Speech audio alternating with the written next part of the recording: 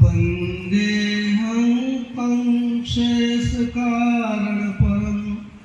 रामाक्षीशं हरिं वन्दो गुरुपदकञ्जे कृपासिन्धुनररूपहरि महामोहकमपुञ्ज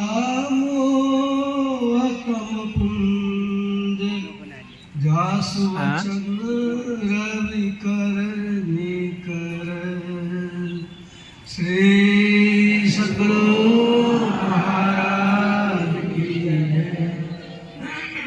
एक बार जो लगाएंगे ओ ये श्री सद्गुरु महाराज की जय।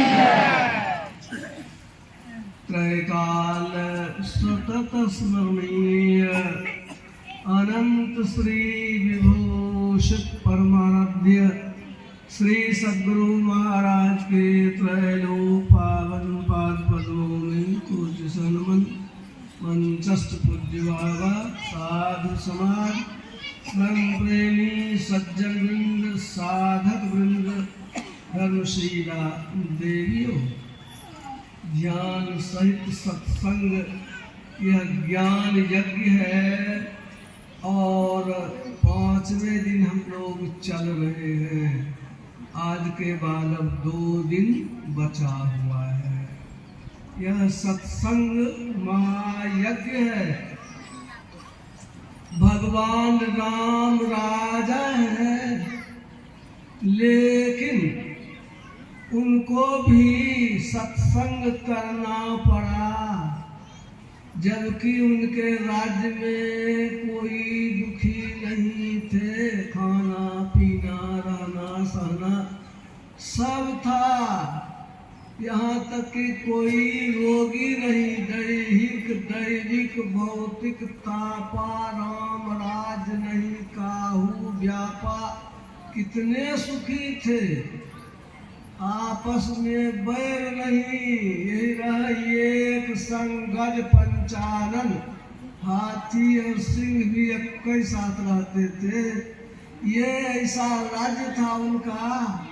क्या जरूरत पड़ी, एक बार रघुनाथ बुलाए, गुरु द्विजपुरवासी सब आए।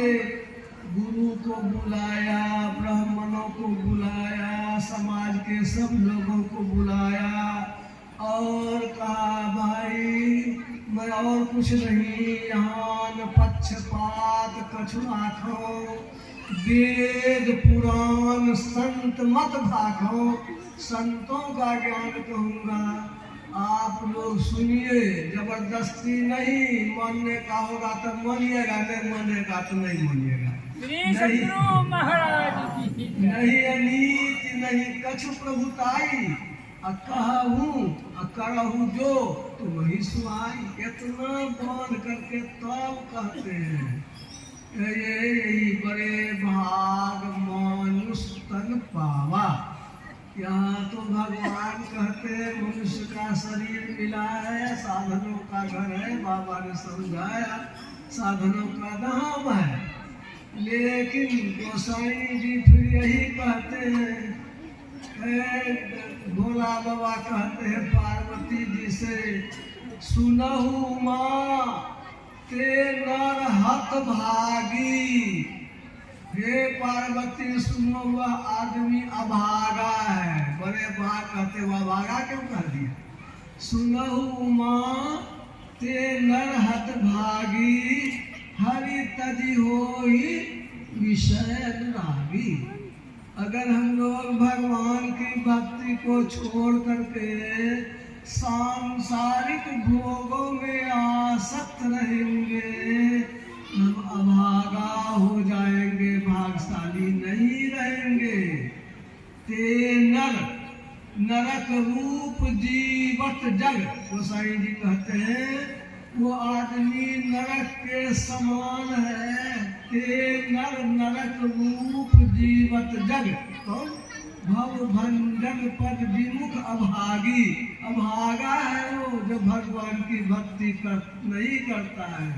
नहीं सत्संग भजन नहीं हरि को, श्रवणन राम कथा अनुरागी, निशिवासन रुचि पाप असुचि मन, खल मति मलिन निगम पथ त्यागी। इतना तक कहते हैं दुष्ट है, वेद मार्ग से गया गुजरा है, वो उसके लिए कहते कहते इतना कह दिया कि वो आदमी क्या है, वो सूकर, सूकर मैंने क्या होता है, सुअर, उसको सुकर किसी कहेंगे तो लाठियां चल जाएगा। गोसाई जी कह रहे सूकर स्वान श्रृगाल सरिस जन, वो सुअर की तरह, कुत्ता की तरह, सियार की तरह क्या होता है, जन्मत जगत जननी दुख लागी।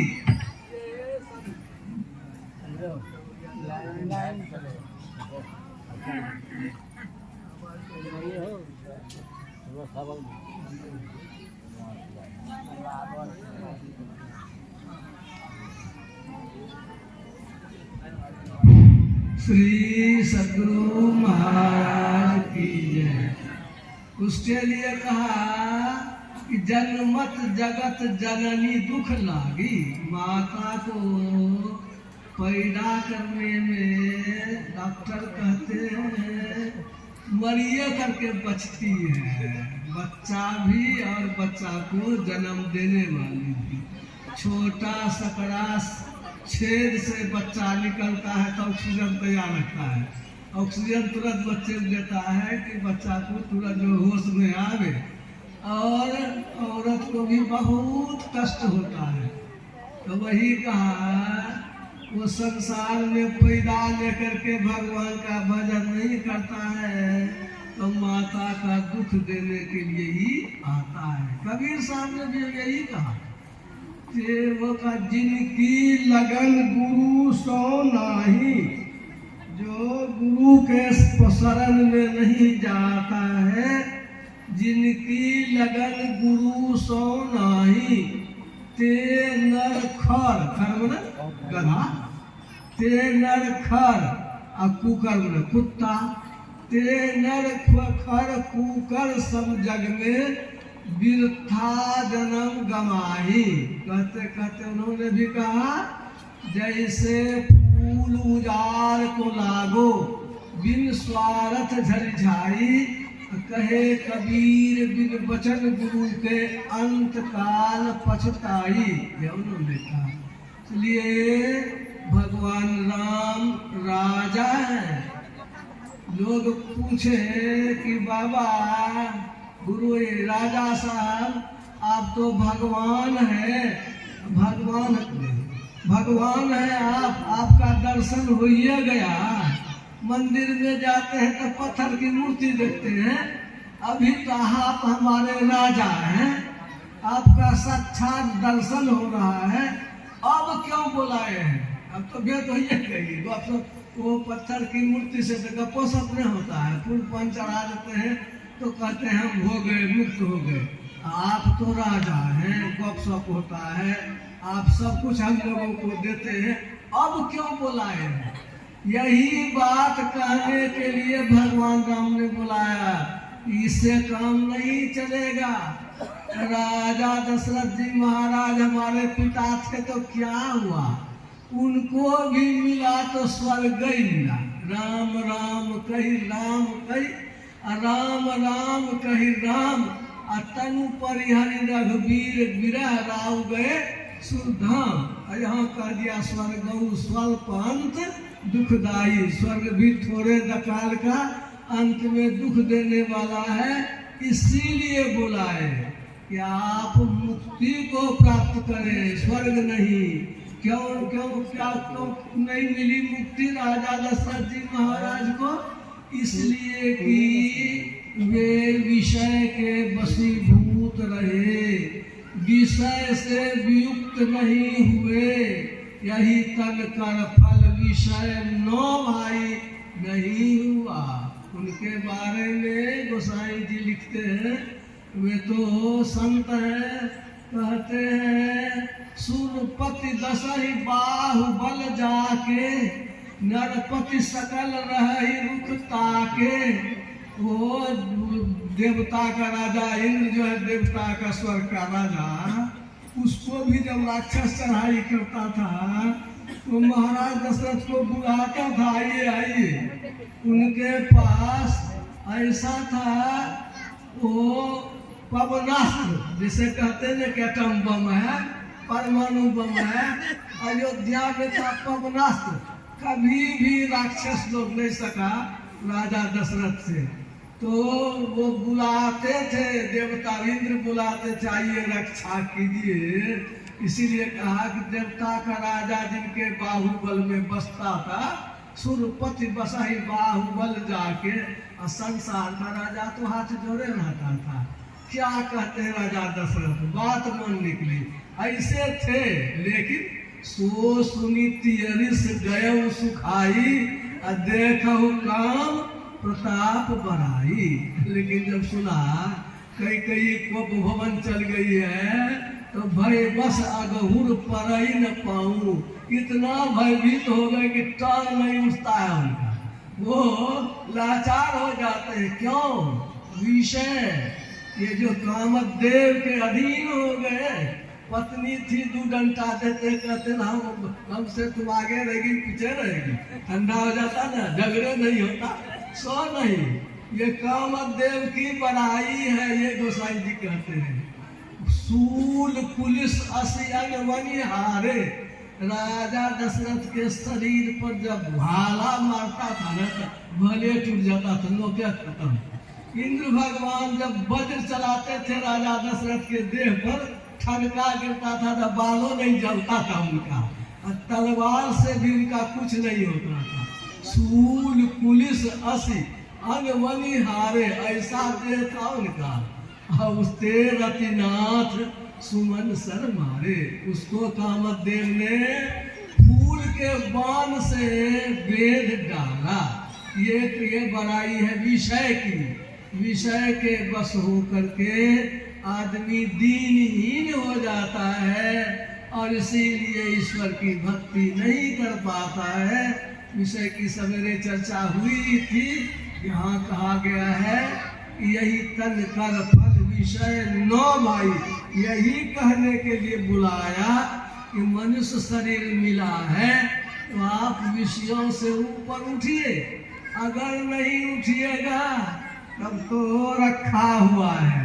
आकर 4,84,00,000 जोनी भ्रमत यह जीव अविनाशी।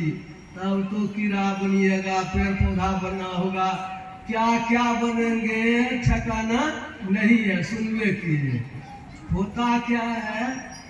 एक था किला।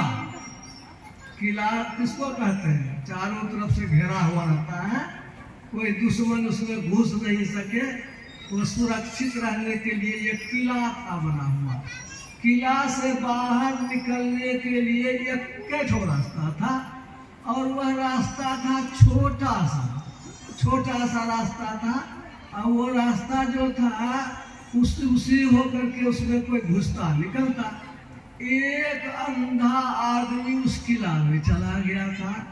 अब अंधा आदमी निकले तो कैसे निकले, झलकने नहीं करता है, और छोटे ठो रास्ता है, कैसे निकलेगा। उसको तो हालत खराब थी भीतर में। एक आदमी को दया आ गई कि बेचारा किसी तरह निकल जाए। उसने अंधे को कहा, लो ये दीवार तुमको हम पकड़ा देते हैं, और दीवार को पकड़ते जाना, और जहाँ रास्ता मिले वहाँ निकल जाना। वो जो अंधा था दीवार पकड़ लिया और वो चलने लगा। वो चलते और जब दरवाजा जो था उसके समीप आया ना, उसके पहले उसको लग गई खुजली, कुलकुली, जानते ही हैं। एक बार घसीए तो बहुत बढ़िया लगता है। एक हाथ दीवार पर और दूसरा हाथ खुजली पर नोच रहा है। अब थोड़ी देर बचा हुआ है रास्ता कि उसको इतनी जोर से कुलकुली लगी ना नोचनी कि दोनों हाथ छोड़ के नोचने लगा, और तब तक में जगह पार कर गया। अब कितना घूमना पड़ेगा? फिर समूचे घूरेगा तब ना आएगा। वही हाल है हम लोगों का। 184 भरम के ऊपर अटका आए, अब की पासा न पड़ा तो फिर 84 जाए।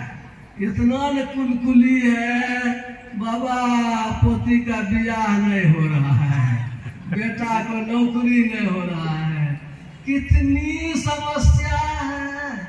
इसके चक्कर में ध्यान भजन क्या होगा, उसी को झराए हुए रहते हैं। तो हम लोगों का यह मन शरीर पाना व्यर्थ हो जाता है। साधन धाम मोक्ष कर द्वारा, अपाइन जही परलोक समारा। यदि हम लोग अपना काम नहीं करेंगे तो सो परत्र दुख पावई। परत्र मन होता है परलोक, तो इस लोक में अभी है, इसके बाद तो परलोक जाना पड़ेगा, सबको जाना पड़ता है। तो वहां जाकर के क्या जवाब देंगे, सिर धुनी धुनी पछताए, अकारण ही कर्म ईश्वर ही मिथ्या दोष लगा। कहे समय ये खराब है, काल को दोष देना, कर्म खराब है, कर्म को दोष देना। अब भगवान विपरीत, दैवीय विपरीत हो गया, झूठे नहीं, अभी करते नहीं है, दोष लगाते हैं। यही कहा कि अभी सचेत हो जाइए और अपने को विषयों से, रूप रस गंध स्पर्श शब्द, ये 5 विषय ग्रहण करती है हमारी इंद्रियां। आँख कान नाक जीभ चमड़ा, तो इससे कैसे हटेंगे? आँख फोड़ लेंगे कि नाक काट लेंगे, संभव है? कहा नहीं। तो भगवान ने आपको बता दिया है, इससे भी आप हटते हैं। आँख कान नाक जीभ चमड़ा से जब आप खाट पर पलंग पर जाते हैं तो बेखबर हो जाते हैं, वो होश नहीं है। पहले हाथ ढिल्ला, पैर ढिल्ला, देह ढिल्ला, एकदम ढीला होते होते फिर बेखबर हो गए। एक समय होता है, उसका नाम है अधनिनिया। अधनिनिया में आया, भैया मोटरसाइकिल का चाबी दीजिए, बोल देते हैं कि जेब में है निकाल लो। और जब सो कर उठते हैं खोजते हैं, कौन ले लिया साइकिल का, मोटरसाइकिल की चाबी? आप ही तो बताए थे, फलाना ले गया है। होश नहीं रहता है। अधनिनिया ऐसे ही जब की लवलीनता हो, ध्यान में आंखें बंद करते हैं, ऐसी तल्लीनता, ऐसा जाप जपो मन लाई, सोहम सोहम अजपा गाई, 600 सहसी की सो जाप, अनहद उपजे आपे आप। जप के द्वारा मन को एक ओर करना, दृष्टि शक्ति को बाहर से मोड़ करके अंदर की ओर करना। जैसे सोते समय देखते देखते गायब हो जाते हैं, वहाँ गायब नहीं होना है, देखते देखते छोटी जगह पर देखना है और देखते देखते ऊपर बढ़ना है। सिमटाव होगा दृष्टि का तो क्या होगा? आवरण जो पर्दा है वो फटेगा, कटेगा। और वो घटबा घोर रे अंधारी, श्रुति अंधरी भई। वो जो घोर अंधेरा है वह जो है उसको पार करने के लिए क्या करते हैं? गुरु महाराज के पास जाते हैं। वो नहीं जाएंगे तो काम नहीं चलेगा। गुरु महाराज बतलाते हैं तो क्या बतलाते हैं? तकवा ताकन दिए बताई। टकवा तान, टकवा होता है एकदम सीधा नोकीला, धम्मा दौड़ी बुनते हैं, छेद करते हैं, मूल फंसाते हैं। ठीक उसी तरह से देखना है, लगे टकटकी खूब जोर पर जोर से, यह है आंख पर जोर नहीं, वो दृष्टि जबती है तो वैसा होता है। ये टकवा ताकन दिए बताई तो तिल खुल तिमिर फटी, घटवा घोर रे अंधारी श्रुति अंधरी भई। यह गुरु की दया होगी तो जानेंगे।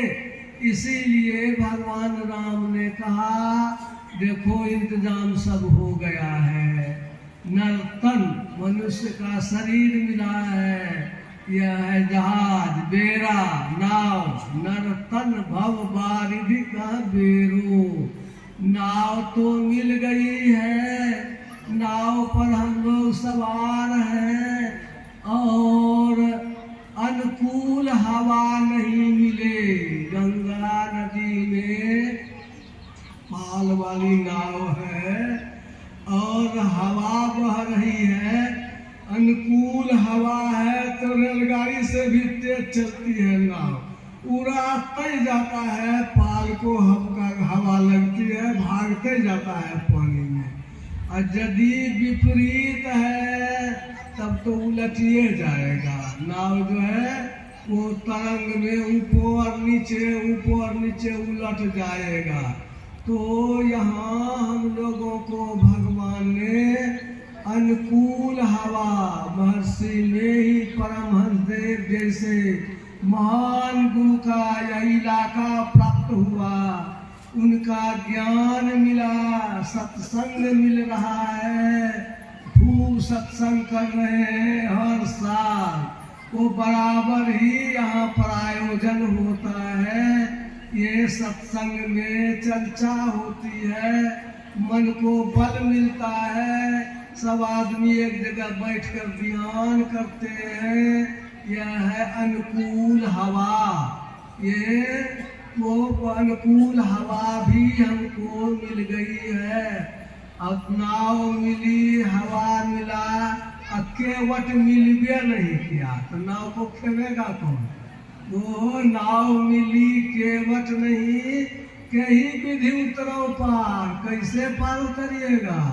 केवट कौन है? सतगुरु कर्णधार, सतगुरु दृढ़ नावा, मनुष्य शरीर रूपी जो दृढ़ नाव है, इसके मल्ला है सदगुरु।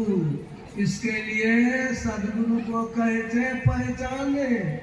गुरु तो जग बहुतक फिरे, अज्ञान ध्यान सुधि नाही, तारी सके नहीं एक को, अगहे बहुत की बर। वो जो वैसा गुरु के चक्कर में पड़ेंगे तो गड़बड़े हो जाएगा। वो चर्चा हम लोग किए हुए थे कि मोटा मोटी 3 तरह के गुरु होते हैं। एक गुरु होते हैं उसको कहते हैं पत्थल गुरु, दूसरा होता है पत्तल गुरु, और तीसरा होता है कट्ठल गुरु। पत्थर गुरु कौन होता है?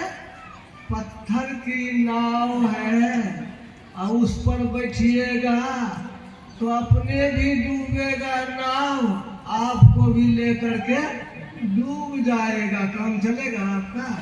पत्थर गुरु से काम नहीं चलेगा। अब पत्तल गुरु क्या है?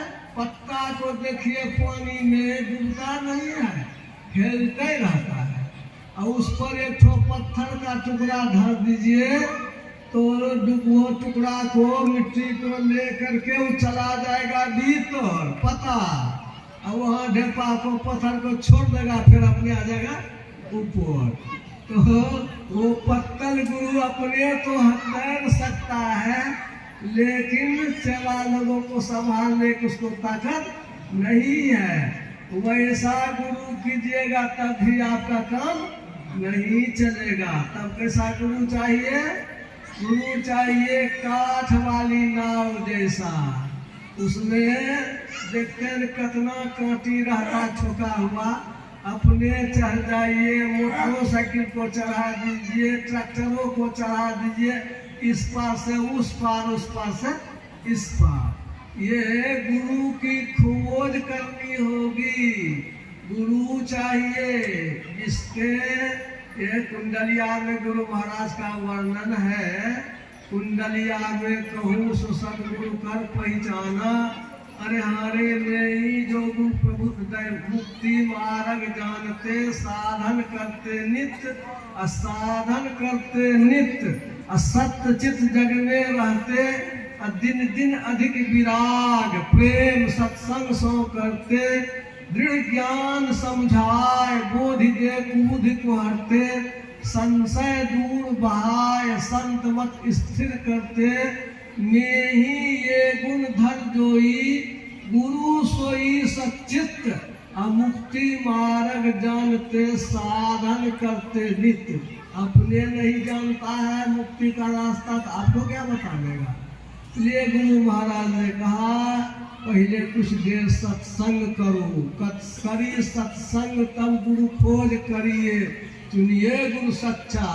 क्यों कहा, सत्संग करके सुनेंगे न तो जिनके समझाने से संत मत ठीक ठीक समझ में आता है, ये गुण होना चाहिए कि संत मत को समझा सकता है, उनके समझाने से दिल में बैठता है। गुरु महाराज ने कहा मैं जो कहता हूँ उसको दिल में जचाओ, फिर भी नहीं माना।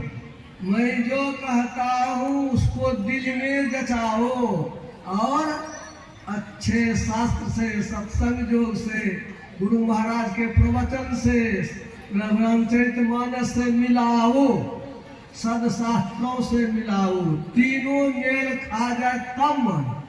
इसीलिए पहले कहा कि जिनके समझाने से संत मत ठीक ठीक समझ में आवे। दूसरा खूबी क्या, जो अपने ध्यान करेगा तब ना आपको कहेगा ध्यान करने के लिए, जो नित्य ध्यानाभ्यास करते हो, दूसरा गुण।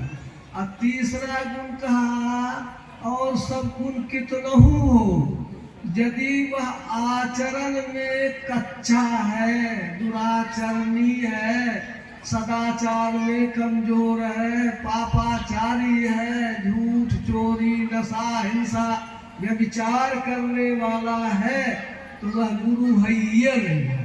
वह गुरु नहीं है तो क्या है, गोरू। गुरु मतलब गाय भाई, वो गोरू है। गुरु महाराज ने से सत्संग चौथा भाग में लिखा है, अगर वैसे को पहले गुरु बना भी लिए हैं तो दुराचरण जानकर छोड़ देना चाहिए, क्योंकि दुराचरण का सबसे अधिक प्रभाव पड़ता है।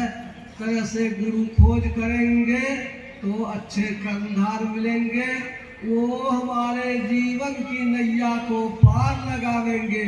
इसी जन्म में नहीं, जन्म जन्म में उनकी कृपा होगी और पार लगावेंगे। इसीलिए कर्णधार सतगुण दृढ़ावा, दुर्लभ साध सुलभ करी पावा, ये सब मिल गया है।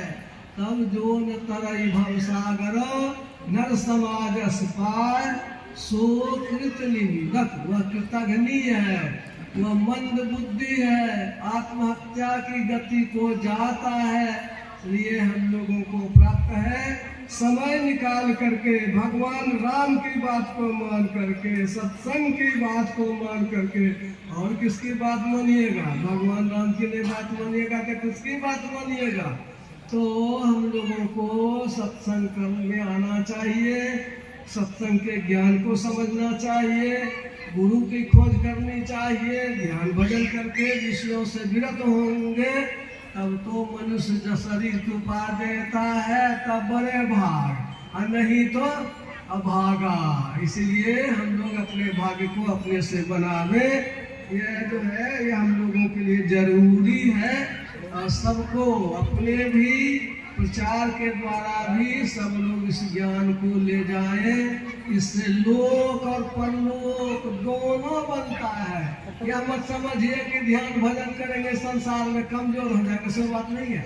संसार और परमार्थ दोनों थार बराबर पर से जेमे मुनियर ज्ञानी जी सत्संग का ज्ञान आपको संसार में भी मजबूत करता है, मानसिक शक्ति बढ़ाता है। इसलिए सब लोगों को चाहिए इस ज्ञान से जुड़े, अपना जो है जीवन का कल्याण करें। अब विशेष दूसरे सत्र में बोलिए श्री सद्गुरु महाराज की जय।